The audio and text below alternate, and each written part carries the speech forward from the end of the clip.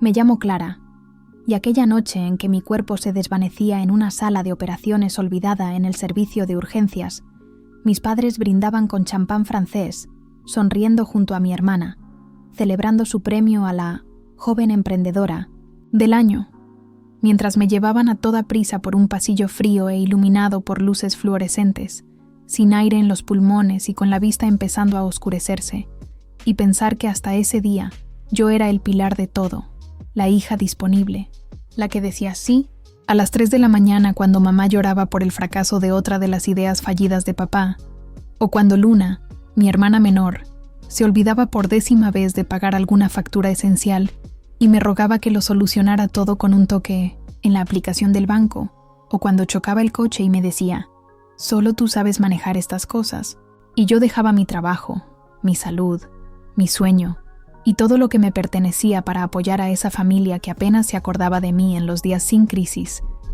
Entonces, ese día, cuando mi estómago parecía estar perforándose desde dentro, mi asistente, Marina, entró en la sala y me dijo con voz cuidadosa, «Tienes que ir al hospital, Clara. Esto no es algo que se cure con un té de boldo». Y aún así, le pedí 10 minutos más, atrapada en la última presentación que podría salvar el negocio de mi padre de la quiebra total.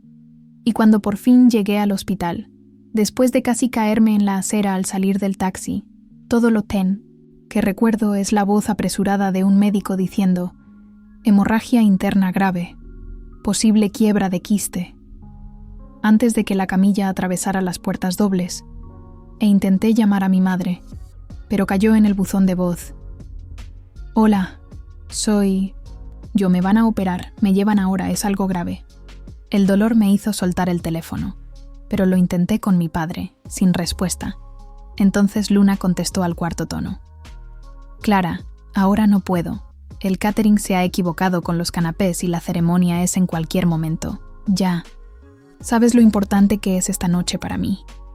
Le respondí que estaba en una ambulancia, que algo podía estar roto. Pero ella suspiró con disgusto y dijo, ¿justo hoy? ¿En serio? Siempre eliges el peor momento. Y antes de que pudiera decir nada más, una mano me quitó el móvil y todo se oscureció. Desperté horas más tarde con cables en el brazo, máquinas pitando y una enfermera llamada Renata diciendo, «Bienvenida de vuelta, nos has dado un susto tremendo». Y al preguntarle por mi familia, dudó antes de decir, «Llamamos a todos los contactos de emergencia, dejamos mensajes, pero no apareció nadie». Miré el móvil a mi lado, ninguna llamada, ningún mensaje, solo una notificación. Luna me había etiquetado en una publicación, una foto de ella sonriendo junto a nuestros padres en la entrega de premios, todos impecables con trajes de gala, con la leyenda «No sería nada sin el apoyo de mi familia», publicada exactamente a la hora de mi cirugía. El médico llegó poco después, el doctor Alencar, con un historial médico en la mano y el rostro tenso. «Clara, ha habido complicaciones. Tu corazón se detuvo durante 79 segundos». Mientras seguía explicando los detalles técnicos, lo único que sentía era un vacío en el alma. No por haber estado a punto de morir, sino por saber que, mientras yo cruzaba la delgada línea entre la vida y la muerte, mi familia estaba brindando, posando y sonriendo, como si nada hubiera pasado. Y cuando Renata regresó con analgésicos, me informó que Luna había devuelto la llamada y preguntaba si podía transferirle una cantidad para cubrir los gastos del cóctel posterior al evento, y yo pregunté, ¿ha preguntado si estaba viva? Y Renata solo bajó la mirada y dijo, no, eso no ha preguntado. Y allí, todavía convaleciente, tomé la decisión más firme de mi vida. Esa sería la última vez que permitiría que me drenaran nada, ya fuera sangre, dinero o energía, y empecé borrando los contactos de mi móvil. Luego envié correos electrónicos al departamento de HH, solicitando que cambiaran los contactos de emergencia. Eliminé los nombres de mis padres, de Luna, y puse solo el de Marina, mi asistente, que me había sostenido la mano cuando desperté. Luego, ya en casa, mientras aún me recuperaba, recibí una avalancha de mensajes pidiendo mi ayuda. Luna diciendo que el fotógrafo de la fiesta exigía el pago inmediato, papá solicitando que revisara documentos fiscales, mamá enviando audios, desesperados porque un acreedor amenazaba con bloquear los bienes, pero yo solo los borraba, una a una, esos mensajes que venían disfrazados de preocupación, pero que solo contenían la misma exigencia de siempre, que yo lo resolviera, que yo lo mantuviera, que yo lo arreglara, como si fuera mi papel vitalicio. Y cuando Luna apareció en la puerta de mi apartamento diciendo que necesitaba hablar, la recibí en silencio. La escuché hablar de cancelaciones, deudas, amenazas legales, y terminé diciendo solo: «No me llamaste cuando estuve entre la vida y la muerte». Y ella respondió: «¿Sabes cómo se pone mamá cuando pasa algo importante? Me necesitaba». Y yo respondí: «¿Y yo?». Pero la pregunta quedó en el aire como si no tuviera sentido. Empecé a rastrear movimientos bancarios antiguos. Descubrí retiros indebidos de mi fondo universitario, desvíos hechos por mis padres para cubrir sus extravagancias, viajes, inversiones erróneas. También descubrí documentos falsificados, incluyendo una autorización firmada electrónicamente por mí, mientras estaba inconsciente, pasando el control de mi representación médica a Luna, y con eso pudieron continuar con la ceremonia mientras me abrían el abdomen, todo hecho con frialdad y cálculo. Y a medida que mi abogada reunía pruebas, me di cuenta de que no se trataba solo de negligencia emocional, sino de explotación deliberada, emocional y financiera. Años siendo succionada bajo la máscara del amor familiar. Y entonces comenzaron a intentar alcanzarme por todos los medios.